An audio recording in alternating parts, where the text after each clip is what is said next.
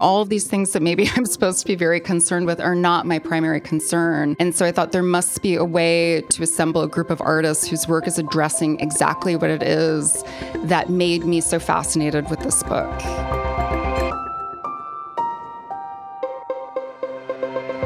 I'm William Van Meter, and this is The Art Angle, a podcast by Artnet News. The Gladstone gallery director Alissa Bennett was one of legion to fall under the thrall of Donna Tartt's novel, The Mystery Told in Reverse, The Secret History. Since its 1992 release, the book has sold 5 million copies. It details a small group of college students studying ancient Greek at an isolated Northeast campus. Myth, reality, and ritual overlap, and ultimately, Dionysian rites collide with hubris. Here is how Bennett sums up the protagonists. While their fantasies ricochet around a technicolor past filled to overflowing with gods and mysteries and the seismic tragedies of Homer, their bodies remain tethered to a Taco Bell present. The book is yet to be seen on the big screen, but Bennett has found the 2006 super low-budget obscure video art adaptation. It's part of The Secret History, a fascinating group art exhibition she curated and which is on view now at Gladstone 64, the gallery's Upper East Side outpost in a converted townhouse. The artists featured range from more familiar names like Hope Atherton and Matthew Barney to Bennett's astrologer, Mickey Pellerano. Bennett joins us to discuss the show, her meandering path in life and the art world, and also remembers her mentor, Barbara Gladstone, the legendary gallerist who passed away last month. Hi, Alissa. Thanks so much for joining us on The Art Angle. This is my great pleasure. Thank you so much for having me. So I recently saw The Secret History, your show that is loosely based upon the wonderful 1992 Donna Tartt novel, The Secret History. So tell me a little bit about putting it together. Do you think anyone listening to this podcast remembers 1992 except for us? No. But I think both of us were a little bit late on the book. We were. Sometimes I have this kind of inverse reaction when people tell me something's really great and I just, it feels like spiritual warfare and I can't face it. So I did not read this book until I was probably, I'm going to say 42. And it was in the middle of the summer and I was at my parents' house and I'd read every Mary Higgins Clark book that was available to me. And I saw The Secret History on the bookshelf and I decided to read it. And I read it very quickly. I was very interested in it structurally, and so I read it again, this idea of sort of pulling the seams out of it, like seeing how a garment was made.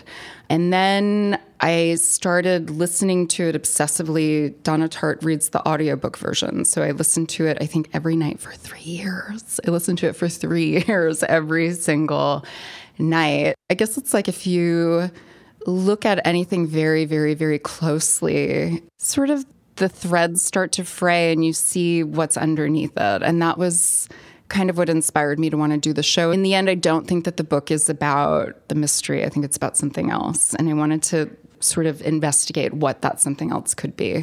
Well, first of all, I think that we need to kind of summarize what the plot is. The plot is a group of very exceptional young people, like all of us were. I was not an exceptional young person at all. It's a group of very exceptional young people who go to a school that's kind of a Bennington proxy. So Donna Tartt started it when she was at Bennington. She was in school with Bret Easton Ellis. I think Tama Janowitz was there. It's this sort of all-star cast.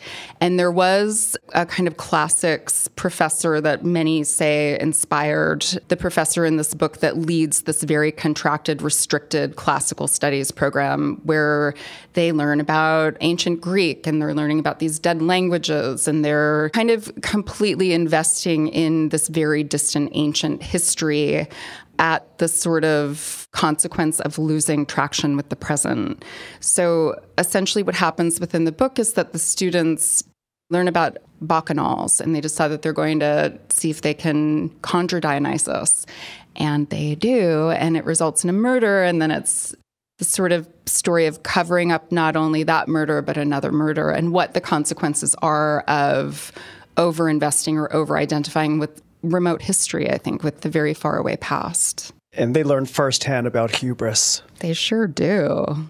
The book is about snobism and is about overlapping mythologies and is about ancient Greece and it's about the present, it's about the past, it's about so much. But it seems that you kind of devoured the plot, but what interests you more is the subplot of the subplot. It's interesting to sort of talk about it like this with you. You know, I'm very, very, very interested in fandom, and particularly in these sort of different permutations of fandom that sometimes become about over-identification and the kind that can sort of slide into obsession. And then I'm also interested in obsolescence, this sort of polarity between being very famous and then having been like completely culturally exsanguinated, so nobody wants you anymore.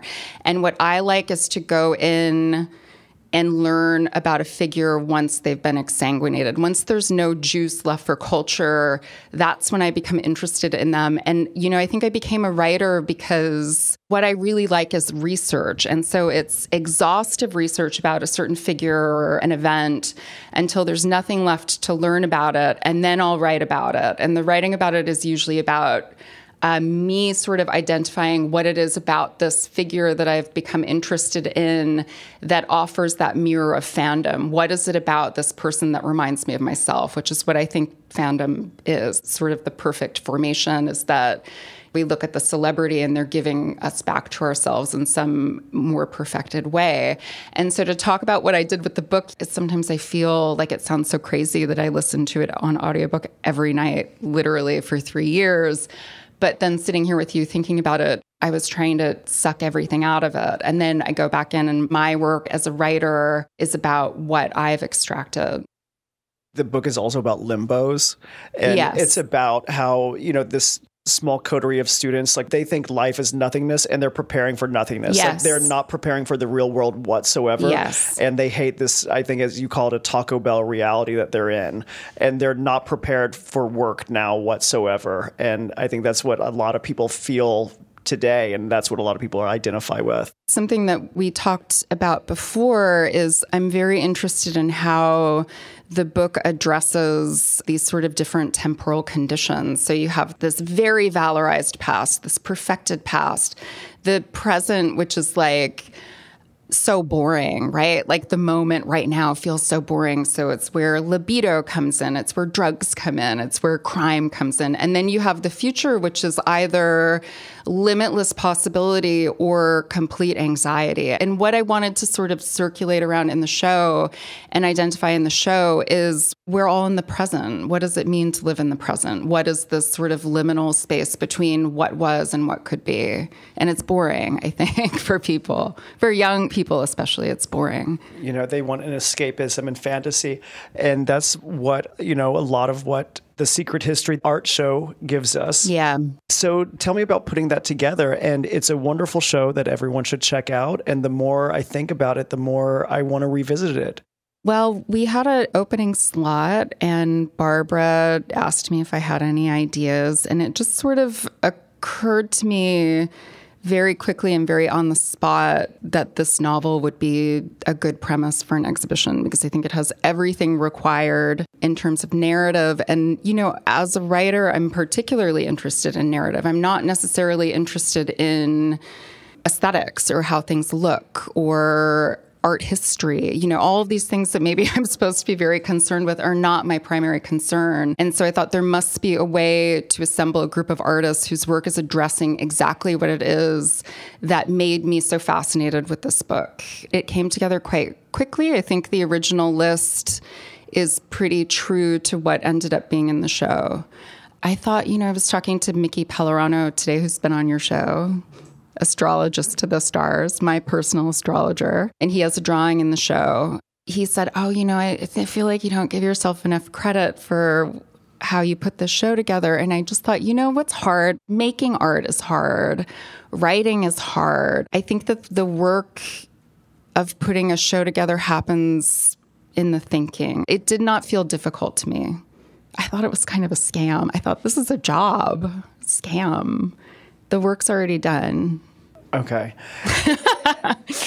I want to talk about some of the artists. First of all, you can't just do anything very simple. You're very tangential also, that you have some activations. You came up with the Secret History perfume for the art show. Well, that was a relationship that I have with a perfumer named Marissa Zappis, who's terrific. And when I very first started planning the show, I had it in my mind that I really wanted to have a performance. And there's a writer and an actress named Ruby McAllister, who you and I both appreciate and love.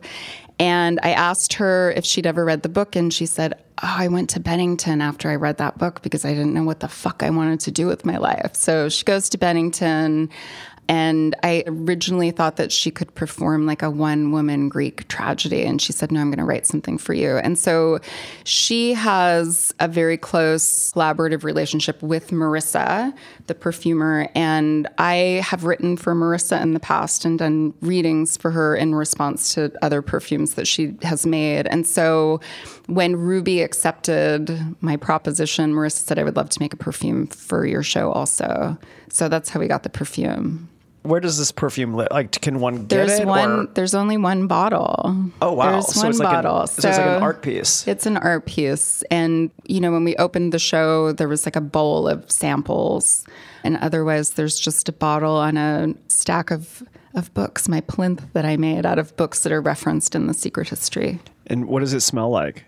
You know, she was very interested in the overlap between the premiere of Obsession for Men and the date of the Secret History, which I think they're quite close. I think it's 92 and 93. And so she was kind of envisioning what Bennington could smell like with Obsession for Men in the mix, with body odor and libraries and book pages. So it's very much in direct response to the novel and what would have been happening with Donna Tartt rather than the characters. So I want to talk about a couple of specific pieces in the show. One thing that's very striking is that you have a framed cable knit sweater that is covered in type O negative blood. I do. By the artist Matthew Hilvers. Matt Hilvers. He'd be so mad that that checklist says Matthew. Matt Hilvers. Yeah. So, you know, he's an artist who I have really liked for a very long time. It's hard to describe what medium the work is primarily situated in. He's a dancer. He's a performance artist, total weirdo, which is, you know, what I like. And I knew that I wanted to ask him to be in the show. And I went to his studio, and he had just finished reading the book.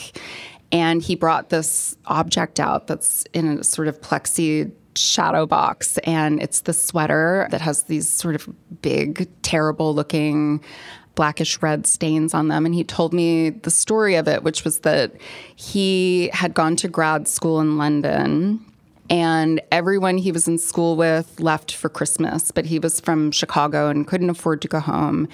And so he was, you know, alone in this dorm or wherever he lived. And he walked into his studio and he saw a paper guillotine, and he had this psychotic break, like this intrusive thought, and he cut his fingers off. So this was the sweater that he wore when he went to the hospital to get the fingers stitched back on. And I thought that it was one of those unusual moments when this object that already existed in the world so closely aligns with all of these issues that are circulating in, you know, the sort of theories that are in the novel that I was interested in exploring. And I wanted it. And he said, but I want to make you something else too. So that's one of the Matt Hilvers works that I have, which is evidentiary, I think, in a lot of ways, which makes it very interesting to me and suits that taste that I have for narrative. And what about the other piece? So the other piece, whenever people get nervous that he cut his fingers off, I like to say, but... And then you walk over a couple of feet and there's this incredible painting that he made. The fingers got sewn back on. So he had seen a JPEG. I think there's one picture on the internet, very low quality, of a Poussin painting that was vandalized in a museum. And because it was behind glass, the museum was able to very quickly remove it from the gallery, clean off the vandalism, and put it back as though nothing had happened. So he made this painting that's a one-to-one replica of the Poussin with the vandalism included forever. And I thought, again, like, what a fascinating, complicated incredible way to address this circuit of what history we choose to keep, what history we choose is extraneous, and what's allowed to be permanent, which I think is part of the fascination with the ancient world in this book. And I think for me, as I sort of got into it, was what's allowed to stay forever. And, I think that there are things in history that we allow to stay forever that are completely insignificant and not consequential. And it's how does time sort of gild these objects or gild these ideas that are truly very quotidian.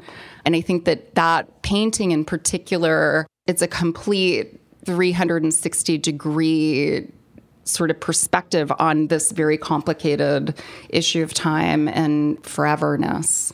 Okay, and just to make that clear, in this work, Hilvers did a note-for-note recreation of the Adoration of the Golden Calf, which is a 1633 painting of a Greco-Roman ritual of a large group celebrating this idol of a cow.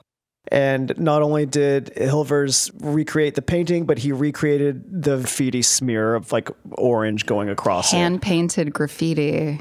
No spray paint there. And how long did it take him to create this? I know exactly, actually. I asked him 48 days before we needed it in the gallery. And so he worked on it 15 hours a day for 48 days, varnished it in the gallery.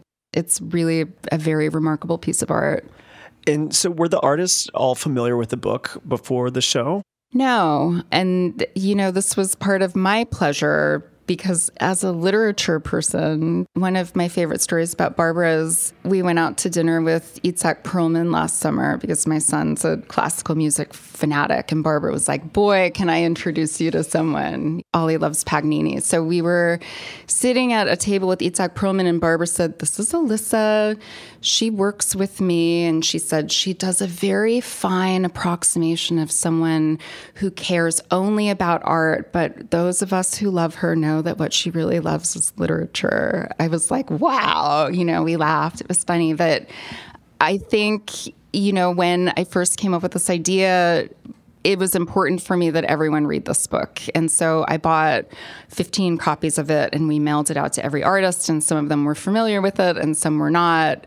A lot of the work in the show is in direct response to the text, which I think is sort of what makes it feel quite charged, that it wasn't me looking through a card catalog and looking for the match. It was people interpreting the book and making an object that they felt came from it.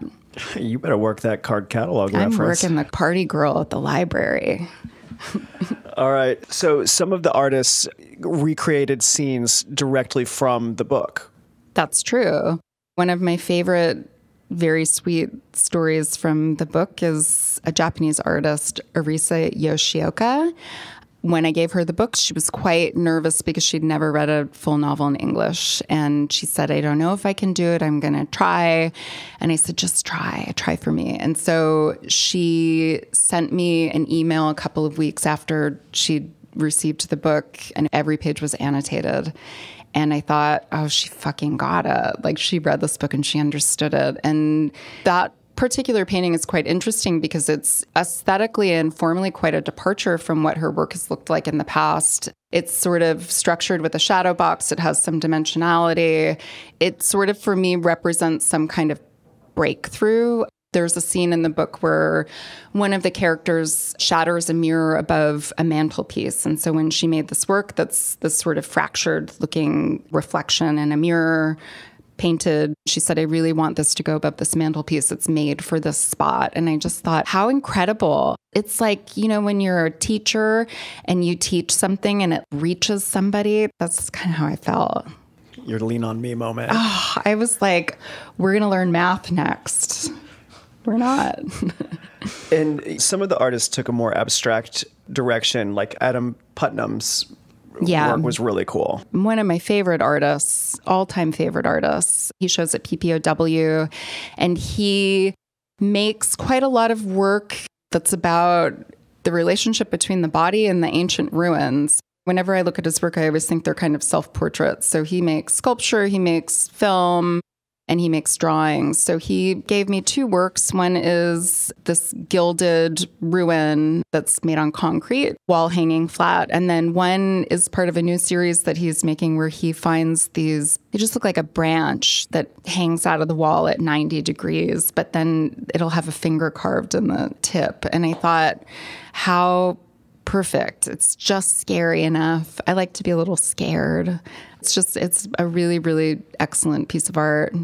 Speaking of ruin, so Isle of the Dead by Chino Amobi is a very standout piece. It is. So tell me about that. You know what I really like about this work and his work in general, or, his most recent work that has this sort of landscape element traveling through it. He will take a sort of imagined ancient landscape and really, in a way, subject it to the aesthetics of the present. And so what ends up coming out, and what I thought when I saw this painting that he made for me, is that it's this kind of, I think, very unusual perspective of, I call it apocalypse history. It's like visiting all of the anxieties of the future onto the past with this message that sort of, it looks very contemporary. It's very of, a post-digital world. But it, for me, sort of triggers this concept that the past was just as violent as the future, which is a thing I don't think we think about very often.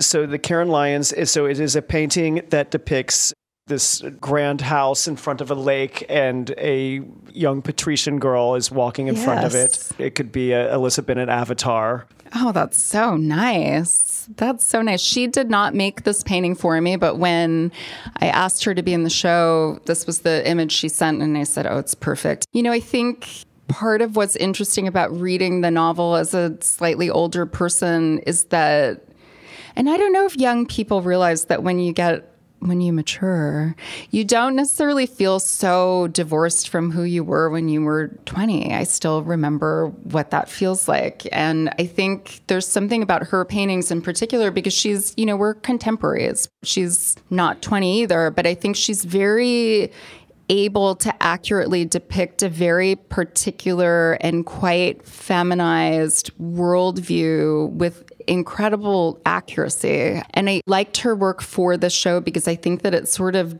delves into these sorts of fantasies of the self. Like, what's the idealized me? What's the me that went to Yale and studied and didn't fuck around until I was 30, And she is able to access this loneliness and this sort of cult of the individual in her work really beautifully. The book also lends itself perfectly to an art show because it has not been adapted for the big screen. It sold 5 million copies and it has not been adapted officially, but you have the unofficial video art adaptation. I sure do. Tell me about how the journey from that into your show. So there's a video by Michelle O'Mara, Jonesy, and Tim Jackson that's called Faustus's Children. I think it's from 2006, and it's sort of an 8-minute, super condensed, direct adaptation of The Secret History made on a budget of, I don't know, I'm going to estimate with my expert eye for cheaply made art, which is what I really like. They probably had a budget of, I don't know, $400 or $500. So they made this film where it's like the characters are wandering through a forest and it's made out of paper and there's some psychedelic experience, but it's all rendered in swirling lights and like probably hand cut out tinfoil stars. And this incredible artwork that I love so much was included in the show probably 48 hours before it opened. My friend Matt Connors found out about the theme of my show, and he said, have you seen this video? And I had not, and I saw it, and it's funny that it was such a late edition and it wasn't totally my idea, but when I look at it, I think, oh, every art show should have a video. How come every art show doesn't have a video? All of these neglected things that we don't care anymore because we're so concerned with the accrual of value. And then all of these great things that really make an exhibition complete get dropped out of the equation because you won't be able to sell a video that was made in 2006 unless it's Matthew Barney and buy a house with the proceeds. You just won't. looking at it in this exhibition, I think the exhibition for me without this piece would have a giant hole in the backside of it. It doesn't make as much sense without it. You're the kind of gallery director who does not curate shows. You curated a wonderful show. Has this inspired you to curate more, do you think, in the future? That's so nice of you to say. I feel like there are, in many areas of what I do, I feel like there are ideas that are hanging out in the ether, and I can't believe I'm the first person to pluck them. I cannot believe no one made this show before. I do have other ideas. I didn't find it so difficult. I quite enjoyed it. It was fun. It's fun to include friends that maybe would not be in an exhibition at Gladstone otherwise, whose work I really love. Yeah, I do. Yes, I would. I'm for hire now. I'm a curator now. Cool.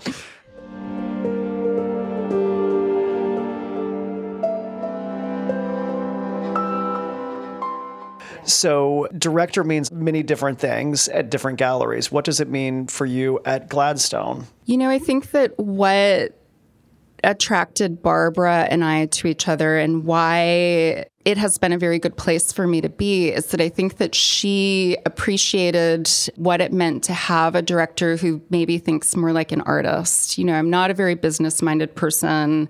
I'm not a super salesman, but I do understand what it is to be an artist. I know what it's like to make work. I understand the condition of being an idea fountain. And she always gave me a lot of sort of latitude to be myself and was able to sort of find a position for me within her company where I could thrive, not as someone who went to graduate school to study art history, because I did not. I never studied art history. So it was some kind of elective affinity between her and myself where she understood what my value would be to her artists. So I talk to our artists a lot. I write for them a lot. I don't write every press release, but I do write some. And I'm there to have ideas and to work with artists and to make sure that the very unusual, particular, magnificent vision that she had when she opened that gallery, whatever my part is in maintaining that, that's what I do there. And there's other directors. Yes. And do all of them kind of have different roles? I think that what was maybe not so visible from the outside, from someone looking at the gallery or even sort of casually interacting with Gladstone's staff, particularly the directors and the partners, is that Barbara very consciously assembled a staff. I hope I don't cry when I talk about her. I love her so much. She very consciously assembled a staff where everyone has some quality that she had. She was incredibly dynamic from business to thinking like an artist. I think she was really a person who was able to think like an artist. And so the way that the directorships have been assembled and the partnerships have been assembled is that everyone fills in one of the slots that she occupied. So it becomes this sort of holistic vision. She knew what each person was good at, and she knew that she was creating a system where there was not going to be any gap when she was no longer at the gallery, which is really remarkable way to construct a staff. I sort of always thought that, and then it becomes very clear now, of course, and we can look at each other and understand what everyone's role is. Cool. And how did you get on her radar in the first place to join the Gladstone Gallery? It's funny, you know, I'm writing her obituary for Texter Kunst, so I'm like really going through all of this. So it's very on my mind. I met her at a party, and, you know, I was a very late bloomer. So when I was in my early 30s, I was working as a front desk girl at a gallery, kind of by accident. And I was catastrophically underprepared. I didn't know how to do it. I didn't know anything about art. And I ended up at this party, and she was there. And of course, I'd heard of her, and I'd never met her. And we started talking, and I felt this sort of kinship with her where there was some kind of mutual recognition. You know, when she talk to you, if you knew her or not, if she went out of her way to speak to you, you felt chosen. So I'm at this party and I'm like, wow, I feel so chosen by this most glamorous, brilliant woman at this party. And we didn't really keep in touch, but somehow she kept track of me. So there was a certain point where she started asking me to work at Gladstone. I worked at Team for many years. I was very loyal to Jose. I did not feel I could leave him. And I also didn't feel like the job at Gladstone would be able to accommodate me with the other things I do. So, I have this other job that I do. And she, at one point, asked me to have breakfast with her. And I went out for breakfast with her, and she sat me down and she said, Alissa Bennett. And I said, yes, Barbara. And she said, you're a 40-year-old single mother. Oh. And I said, that's true. And she said, when I started this gallery, I was a 40-year-old single mother, and I'm going to take care of you. And she said, what are your conditions? And I said, I just got a Rauschenberg grant. I'm going away for 6 weeks, and I will never work at an art fair ever again. And she said, done. You got it. So never went to an art fair. Did my Rauschenberg residency. She gave me a very long leash.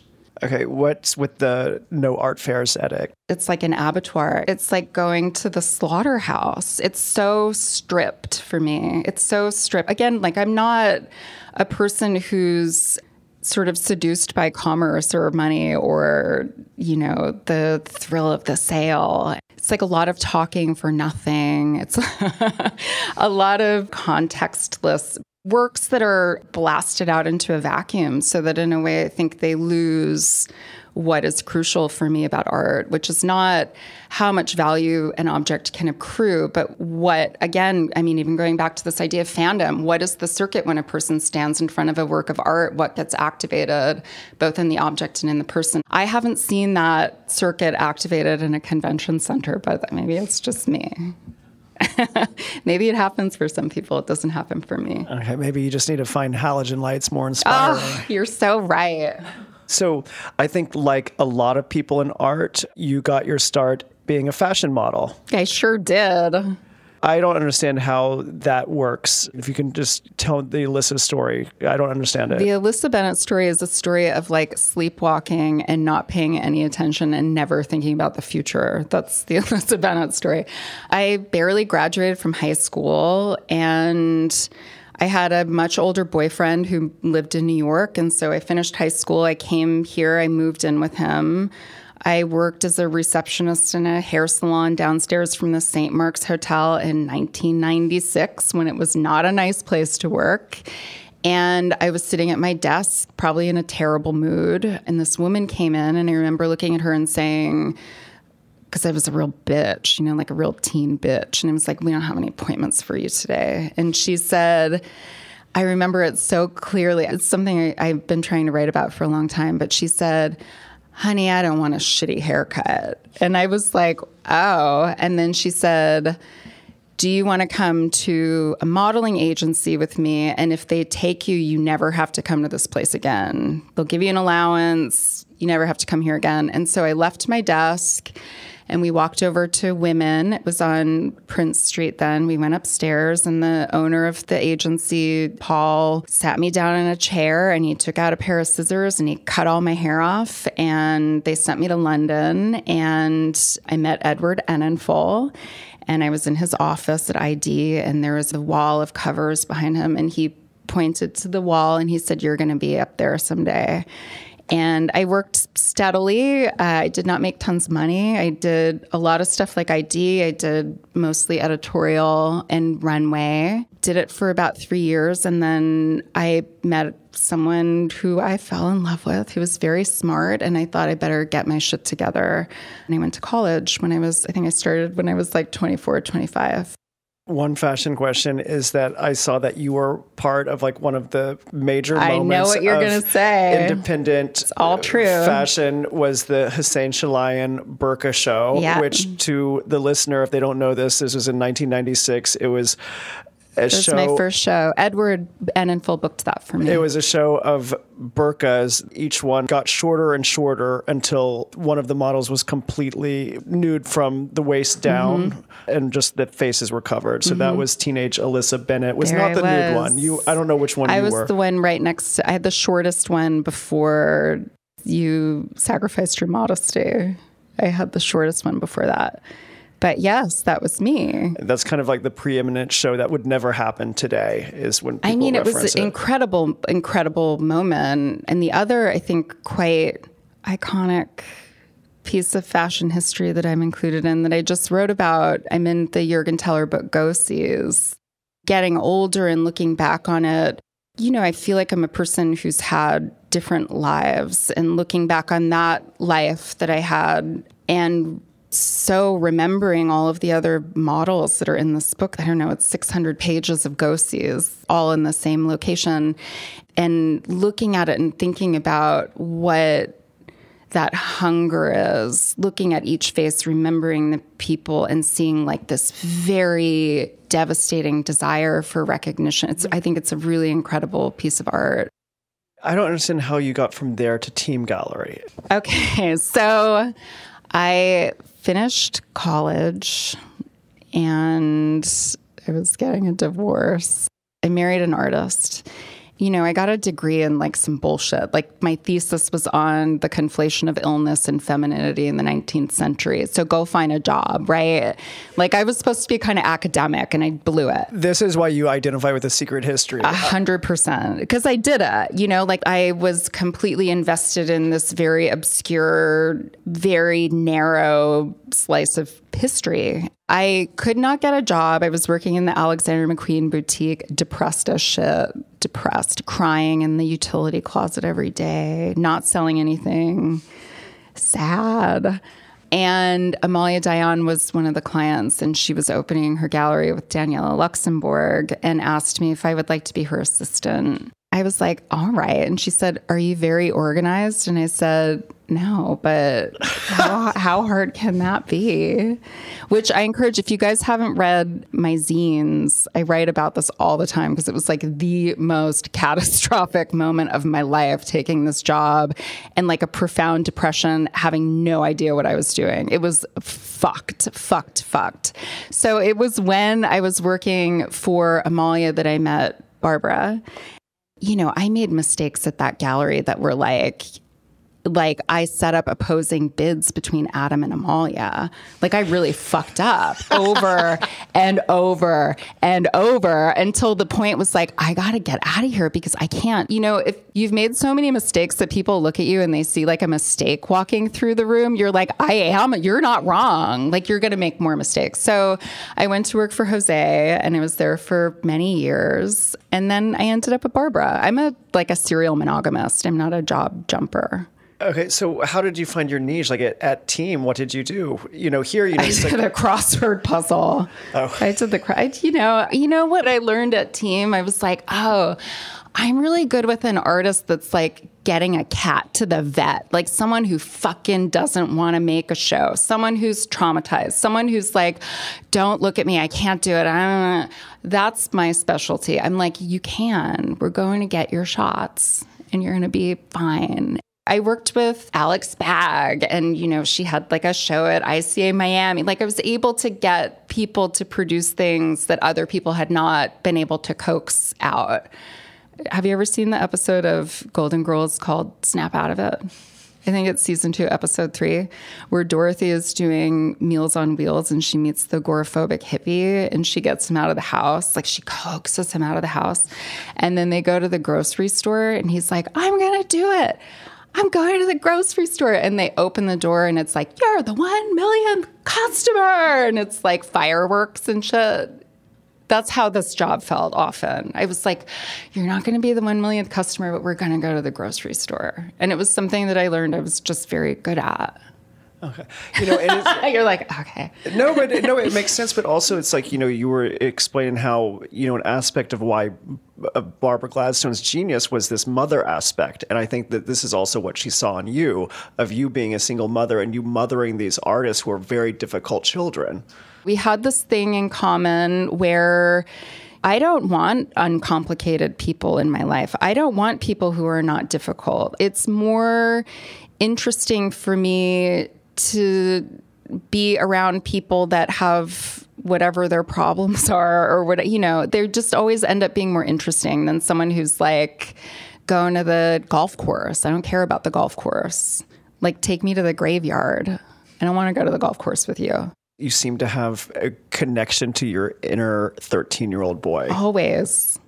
Always. But this is what I was saying earlier. And it's in this press release that I wrote. And it's about shared history, but also personal history. This fantasy that we have collectively and probably individually that time changes culture or time changes people. I just don't believe it. My best friend is my best friend from when I was 12. I saw her last weekend and I thought, my God, it's really as though not one day has passed. I think that's why I look very youthful. You can agree with me verbally if you'd like to. I agree with you. Thank you. We're clinging to our youth. Cool. Am I young? So one thing that I need to talk to you about that I'm a big fan of your artistic output. Alissa has done lots of zines. That's part of her art, but also Instagram is her art, and she does Regret Counter, which is an Instagram page, I guess you say, when people send in a handwritten list of the recipe of drugs that they did on the night of their worst regret. And it is very extreme. It can be very, very extreme. To clarify the handwriting, it's all mine. I always want people to know that that handwriting is all mine because I don't want anybody to get spooked. I don't want someone to look at it and be like, that's my boss's handwriting who did blow with 4 hookers until 2. No, that's Alissa Bennett's handwriting. That started because I think when I was pregnant and I was like, oh my God, this is so like you can't have a cigarette, you can't have a coffee, you can't have anything. And so someone would be like, oh, I'm so hungover. And it'd be like, tell me everything that you did. I want to hear the whole list, start to finish with numbers. They'd be like 4 martinis, 2 lines of blow, and I was always like, this is such incredible flash fiction. So when I published, I think it's the second or third issue of my zine, which is the drug crimes issue. When I would sign them, I would ask people that were buying an issue, what'd you do on your last hard night out? In honor of the essays that were inside. And so that's kind of how it started. And then I thought, again, here's an idea that's just hanging out for someone to pluck and commemorate somewhere forever in the ether. Commemorate these lost nights. Yes. Mistakes. Yeah. Cool. What are you working on now? I sold a movie, which is another idea that I feel like was just floating around in the sky, and I can't believe no one ever made it. So I'm working on my first script. Oh, wow. Okay. Can you tell us about that, or will someone steal it while you're working on it? No one can steal it because it's about Edith Wharton. No one wants to steal it? No, but everyone's like, that dusty bitch. It's about Edith Wharton. And I found a very little known short story that I feel is a supernatural companion piece to one of her very well-read novels. And I thought she wrote these 2 things to go together. And I cannot believe that no one ever finished the job for her. How come no one's finished this job for Edith Wharton? I also believe in ghosts. I'm like a big ghost person. I have a number of psychics and astrologers and things that I go to. And Sasha Ravitch, who's really incredible, who has an amazing podcast. When I first met with her, she said, I look at you and it would usually be a really terrible thing because wherever you go, I see you with a room full of drowned women behind you. It's like all of this unfinished misery, all of these maligned, drowned women. And she was like, but with you, somehow everything's great. And I feel like sometimes one of the drowned women whispers something to me. Everyone's like, that bitch is crazy. But I do. I feel like these ideas are just out there to take. Did I kill you? Are you deceased? No, I'm just looking at all the drowned women behind you. Here's the secret to my, you just listen a little. And so what's the reception been to The Secret History? It's been good. It really makes me think that we need more narrative in the art world because people like storytelling. I think they respond to it. There's a lot of talk about market and this Who and that. cares? That's what I say. Yeah. You don't want to talk about plot in the book, but I like to talk about plot in the art. When people are like, but the market, for me, it's like my head is a balloon losing air. It's like, going around the room. Who cares? Okay. I know people care. I'm sorry, people that care. I value and respect you all in your homes. Okay. I think that's about it. Thank you so much for joining us on the Art Angle, Alissa. Oh, you're so fun. Thank you for having me. Have me back. Please. Thank you. That's it for this week's episode. If you like what you heard, you can subscribe to the show on Apple Podcasts, Spotify, or wherever else you get your podcasts. Also, take a moment to rate and review us. It will help other listeners discover what we're doing. The Art Angle is produced by Sonia Manalili and Caroline Goldstein. Thanks for listening, and see you next week.